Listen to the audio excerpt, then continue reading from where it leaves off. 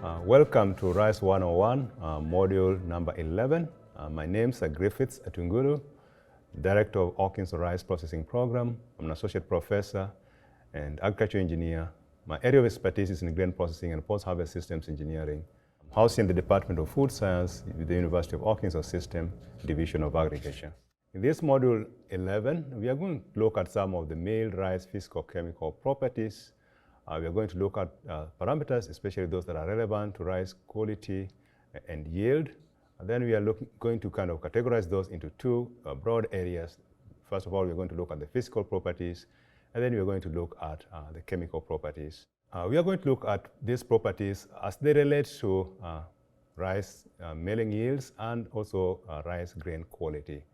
And when we talk about rice milling yields and rice grain quality, there are various parameters that become very, very important. And we can categorize basically these properties to be affecting either the milling yield, the nutritional aspects, the appearance of rice, or the cooking characteristics.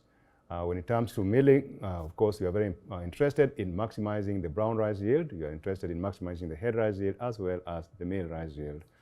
From a nutritional standpoint, you want to be able to preserve things like the protein, the micronutrients, as well as the lipids. From an appearance standpoint, we want to make sure that the color that we get, the size and the shape, and the chalkiness characteristics, all those are within the consumer's preference.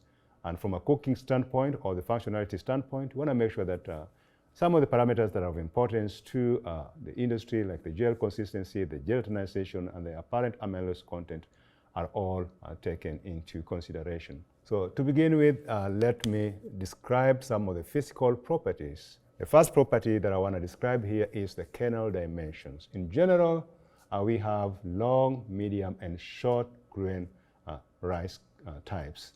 And these have been found to be very, very important as some of the consumers associate some of the sensory characteristics with some of these dimensions. And from a description standpoint, the length-width ratio is going to be dependent, of course, on the rice form, whether that rice is in rough rice form or in brown rice or in the milled rice form. And so this chart here just helps us to kind of classify the different length-width ratio for rough rice, for milled rice, as well as for brown rice, both for long grain, for medium grain, and for short grain. Another very important parameter is the grain weight. This one is expressed as the amount or the mass of grain, 1,000 grain kernels. So basically we'll have it in terms of the grams per 1,000 kernels. And typically this ranges from 22.8 to 29.5 grams for hybrid cultivars. And this number is going to be very different for medium grain, for our conventional pure lines, and our short grains. Now, it's a measure of varietal purity. As you can see in this other figure here, these images here, we have paddy rice samples with mixed varieties, and then you have paddy rice sample with the single varieties. And you would expect that the mixture would have kernels with different thicknesses, different width, and so forth. And so a mixture of variety, therefore, will result in things like low initial dehulling efficiency, a higher percentage of paddy needing to be recirculated during the dehusking process. We would expect non-uniformity in whitening because different rice sizes will have different degrees of milling at the end of it all. And then overall, we have a lower grade of milled rice. Another very important parameter for the rice industry is what we call the test weight. Basically, this is the average weight of a rice measured in pounds per bushel. And one bushel is typically 1.244 cubic feet. It's a very useful indicator of the total milled rice yield. For US, number one, official minimum test weight is 45 pounds. And as you would expect, the test weight is going to be dependent on the moisture content. So the standard moisture content for this is going to be 13% on a weight basis. Now, when grain is delivered significantly below the official test weight, these prices are discounted. In other words, the farmer may have to pay a little bit more or get less on their money. So higher test weight is recommended. A very important parameter, again, that would affect our milling operation is the material other than grain, or what we call dockage in some cases. This could be chaff, stones, weed seeds, soil, rose straws, stalks, frog legs, and the like that could be found within our rice lots. These are generally from the field or could actually get introduced during the drying operation.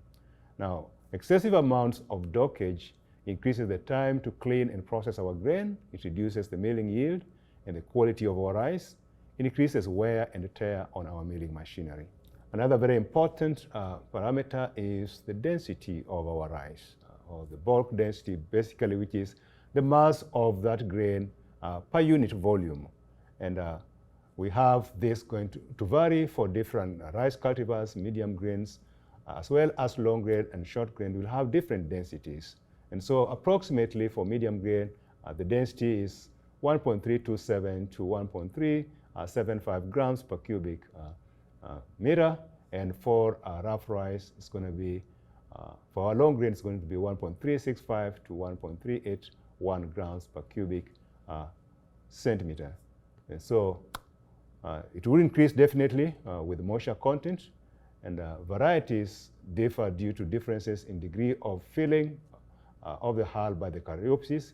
And so you'd expect for different cultivars, just because of they fill differently, they would definitely have different densities. A very important parameter for us when we are looking at rice, again, is the grain color.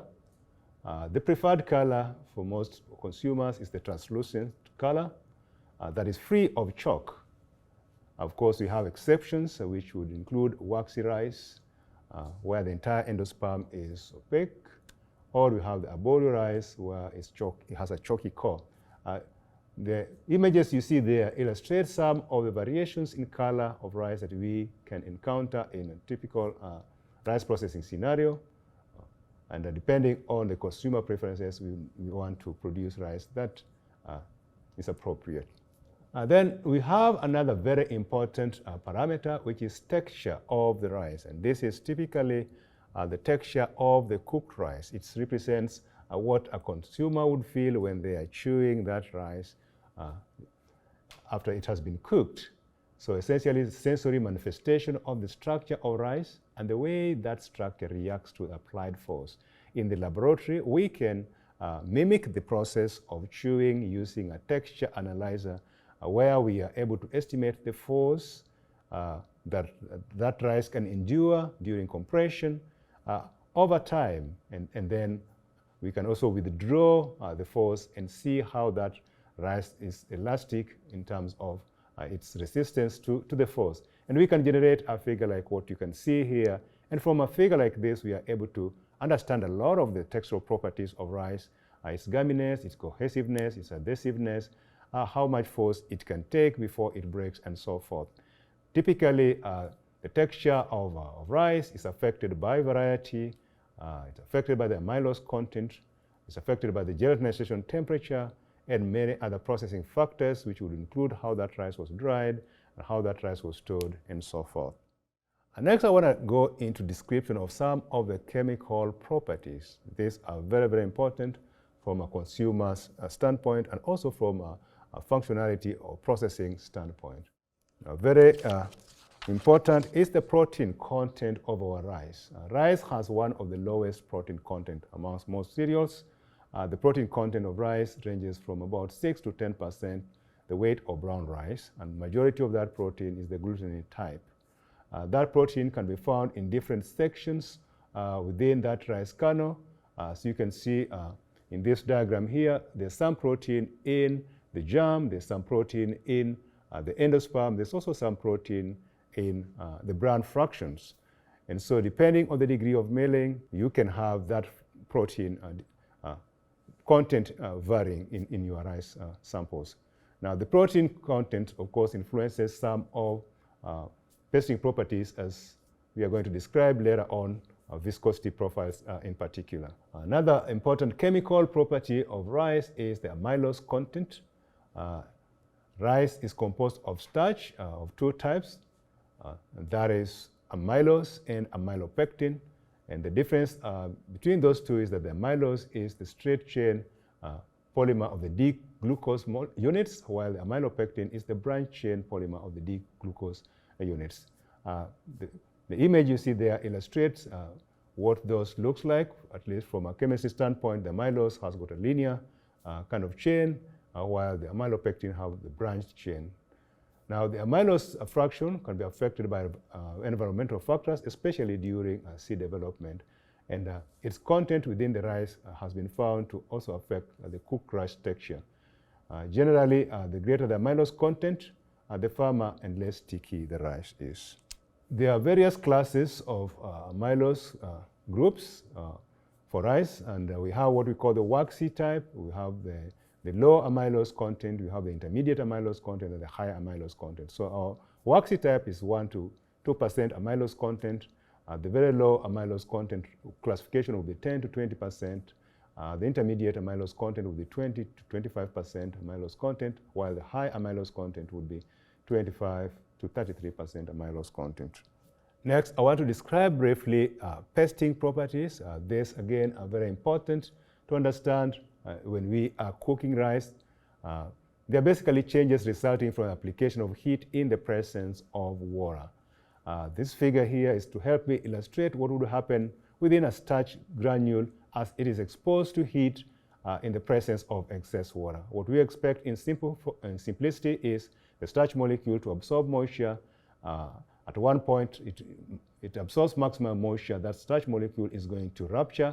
And when it ruptures, the content inside is dispersed out. And we would expect this kind of phenomena to be tracked through a viscosity profile. And so we can use these trends to describe how different rice cultivars are going to cook, and also understand how different processes are going to affect different pasting properties of our rice kernels. Generally, these pasting properties are affected by rice type in terms of genotype, the environmental conditions that rice was grown in, the degree of milling, and also post-harvest handling.